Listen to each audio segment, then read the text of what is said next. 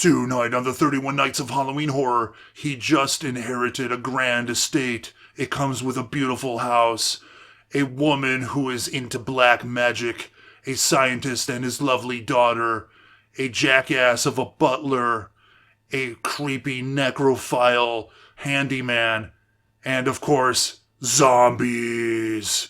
Tonight's movie, Orgy of the Living Dead.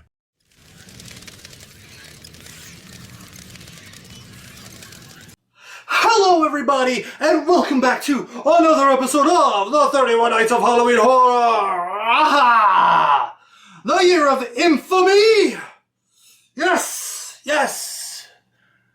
Yes!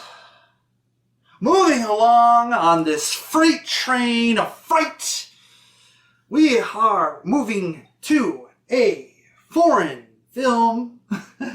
Yes, it is like, what is it? Like, I think it's a Spanish horror film in a kind of late 70s type of feel to it, though it's early 70s, I believe. Anyways, and that movie is Orgy of the Living Dead, otherwise known as The Hanging Woman, because there is a hanging woman in the movie. Anyway, so what is this about? Well, this movie is about a man who is coming to a strange town. He's a stranger, an outsider. However, he is coming over because he is part of the inheritance of a wealthy man in the town who just died.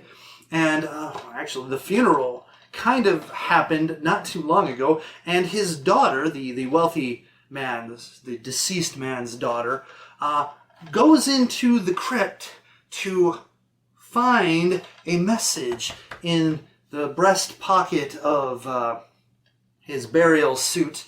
And on there, the message, I guess, reveals who is behind everything, because there's a bunch of things going on that's very strange. Of course, she is not alone in the crypt, and she runs and hides and screams. And of course, well, this all happening while the stranger is walking along, because apparently it's getting close to sundown and no one in their right mind wants to give him a ride anywhere, because apparently weird things happen after sundown. So he's passing by the cemetery, hears the screams, goes to investigate, and lo and behold finds the daughter hanging dead from a tree.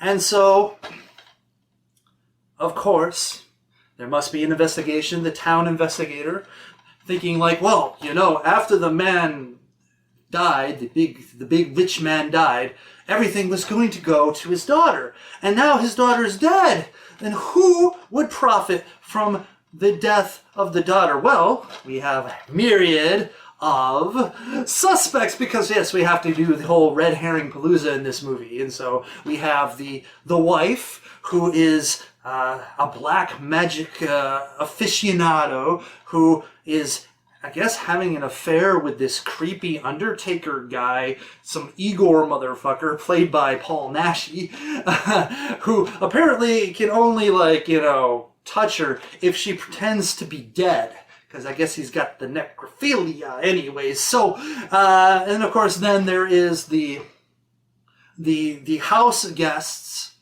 who've been living in the man's house, a scientist who is conducting a bunch of experiments, and the old man was his benefactor, and so they had an agreement that he would fund his research, the old man would fund the scientist's research, and provide him a place to live. And of course, if you know, control of the house goes to someone else, they might be like, hitting the bricks, man, you know, get the fuck out. And of course, his daughter, who acts kind of as a maid too, could also be a suspect, because, you know, she doesn't want to just become homeless. And anyways, and of course the new stranger in town, the guy who found the body, he is now the heir apparent, which is a big motive. Of course, you know, we're sure that he's got nothing to do with it, right? Anyways, so he's trying to figure out what the hell is going on.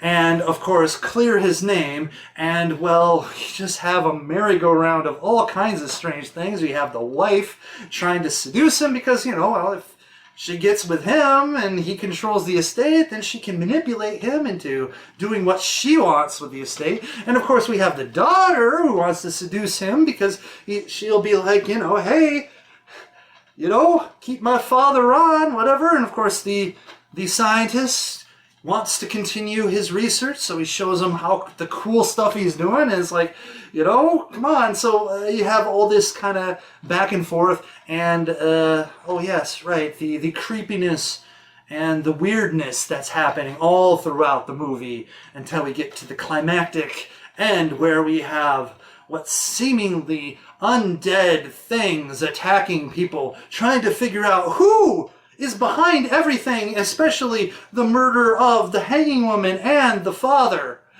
So, let's get to those scores, shall we? Violence and gore, I'm going to give this a solid 3 out of 5. Even though it's not like blood splatter everywhere, there are some nice scenes in here, and there is some blood in here, and maybe it's because I'm coming off a rather tame movie that it feels much more violent. But I mean, you know, we got hangings, we got blood, we got Paul Naschy biting into a girl, you know, things like that. Anyways, so I'm gonna give it a 3 out of 5. Shock value is a 1 out of 5. It, you know, there's a couple moments that are like, ooh, cool. But overall, nothing really shocking about this movie, nothing really scary. So a 1 out of 5. Going to plot. Plot is 2 out of 5. It is, you know, it is like a 70s movie from Spain. You know, Spanish and Italian movies, and sometimes you get the little combo jobs, and the plots are always so convoluted with, you know, red herrings everywhere and these twists and turns and these motives that seem to shift and change.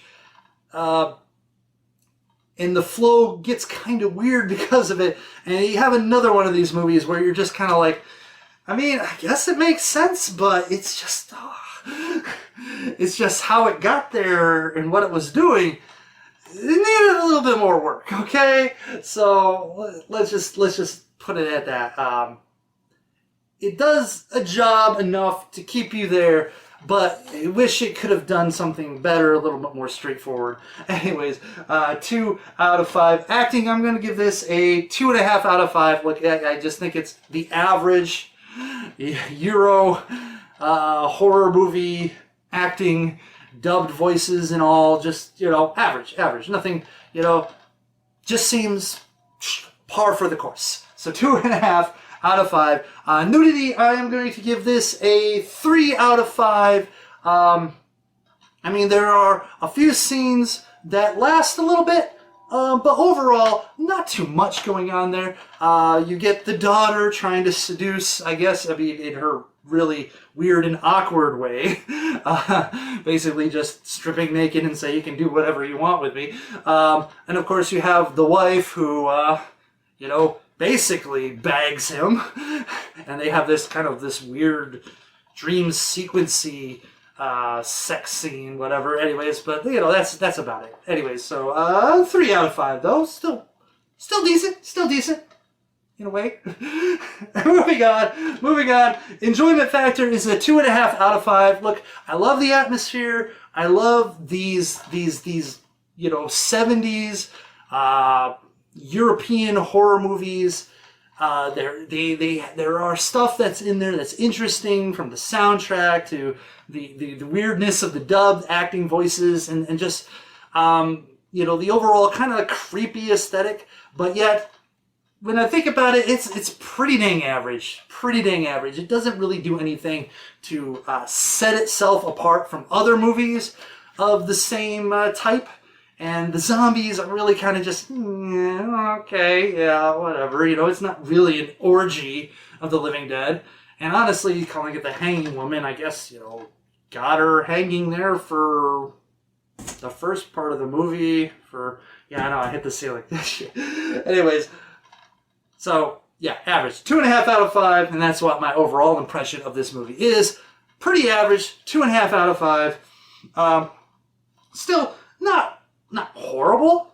It does the job if you want to watch a typical 70s European horror movie with with some exploitative elements. You could do worse. Like, you know, you could do like the red the Red Monks. I would probably consider that worse than this one, even though the Red Monks has its own charm and interest in there. And anyways, but anyways, 2.5 out of 5, and that averages out to a 2.4 out of 5. So there you have it, Orgy of the Living Dead, otherwise known as The Hanging Woman.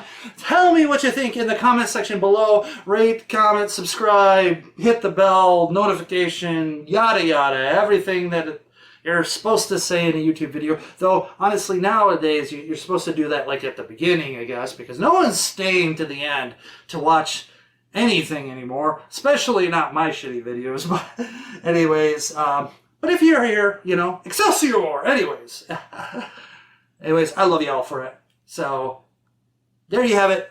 The latest episode of the 31 Nights of Halloween Horror, and I will see you next time. And remember, everyone, stay scary, internet, and also,